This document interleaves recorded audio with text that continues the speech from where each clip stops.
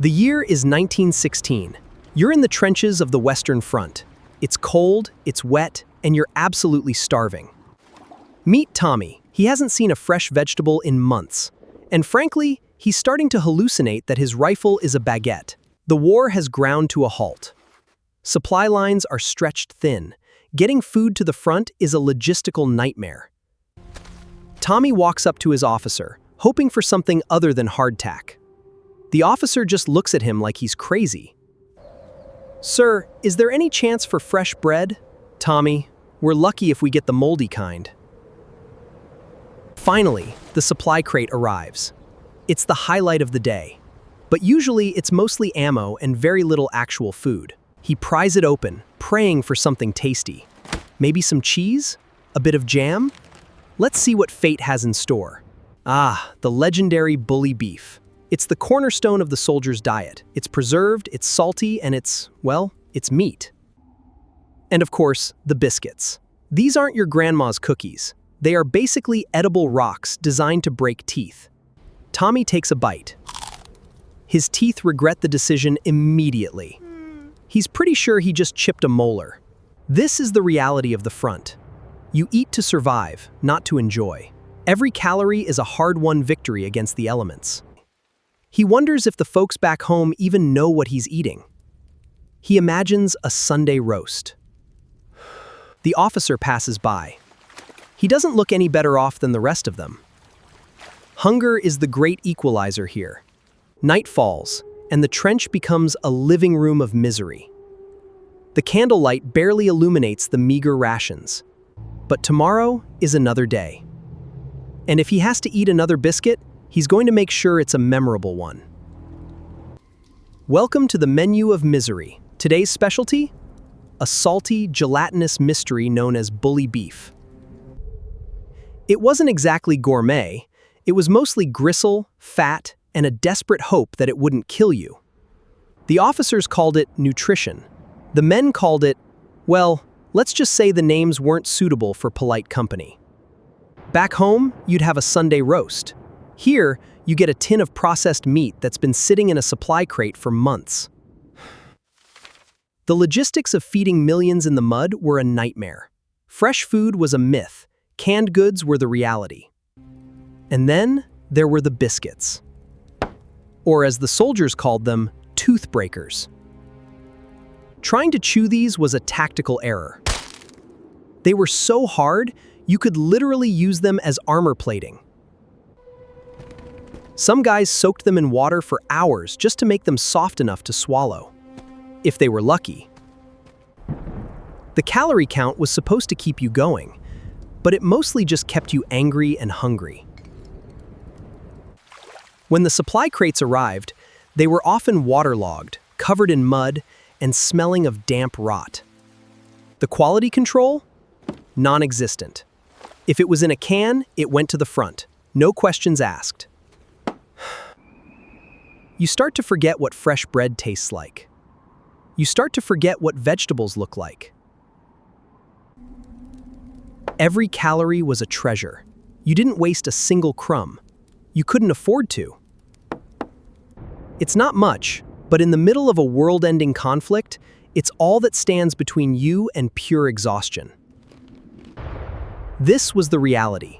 Not glory, not parades, just hunger, mud, and a can of beef. When the rations are cold and the mud is freezing, you start looking at your equipment differently. Is it a light source, or is it a gourmet stove? In the trenches, it's both if you're brave enough. The goal? Melt the congealed fat into something resembling a sauce. The reality? Mostly just smoke. It's the small victories, really. A bit of warmth in a tin can feels like a 5-course meal. The biscuit was essentially a weapon. You had to break it, soak it, or pray to it to make it edible. Of course, the smoke didn't go unnoticed. The sergeant wasn't exactly thrilled about the culinary air quality. Whatever you're doing, soldier, stop. You're making the whole trench smell like burnt beef and failure. Orders are orders. but hunger is a much more persuasive commander. The result? A mushy, greasy, slightly charred mess. It was glorious. It didn't taste like home, it tasted like survival. And honestly, that was enough. You learn to share, because tomorrow, he might have the tin of beef and you might have the candle. The entire front line was essentially a collection of tiny, pathetic, desperate kitchens. Nothing went to waste. If you had a tin, you used the lid as a plate and the wire as a fork. The constant cycle of hunger and cooking was the only thing that kept us grounded. 1,000 little fires in the dark, a testament to human stubbornness. But don't think it was any better on the other side. The German lines were starving too. The German rations were even more pathetic, dominated by the infamous ersatz substitutes. Their bread was made of sawdust and potato flour. It wasn't exactly a bakery delicacy. Hunger has a funny way of making enemies look a lot more like each other. Across the wire, they were both just men waiting for a hot meal that never came. Turnips. Everything was turnip-based. Turnip soup, turnip mash, turnip misery. The turnip winter hit them hard. It was a caloric nightmare for the Kaiser's boys. It wasn't just physical pain, it was the psychological weight of knowing you were forgotten. Sometimes, you'd see them scrounging for scraps in the mud, just like we did. In those moments, the war felt less like a grand struggle and more like a shared prison. They were just as desperate to warm their souls with a bit of hot liquid. A thin strip of cratered earth was the only thing separating two starving ghosts. Both sides were fighting on empty stomachs, fueled by nothing but orders and stubbornness. He was dreaming of bread that didn't taste like sawdust, a luxury he couldn't afford. The war continued, but the hunger was the loudest thing on the front.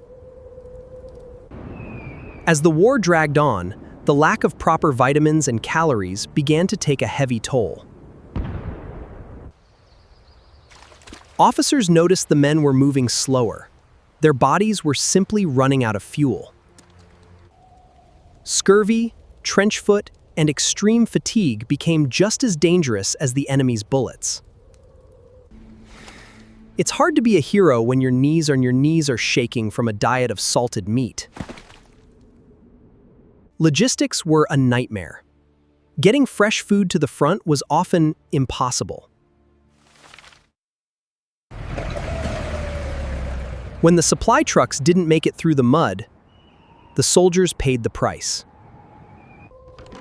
You learn to live with hunger. You just stop expecting the crate to be full. He wasn't thinking of glory anymore.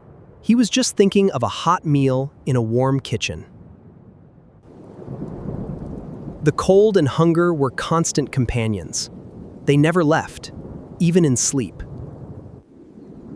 The tragedy wasn't just the loss of life, but the slow, grinding misery of the daily routine. History remembers the battles, but it often forgets the men who fought them while starving.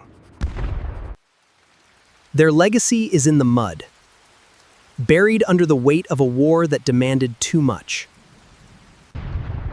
If you ever complain about your lunch, just remember, at least it's not bully beef. The trenches are gone, but the story of how they survived remains a lesson in endurance. Thanks for watching. If you enjoyed this history lesson, hit that subscribe button for more.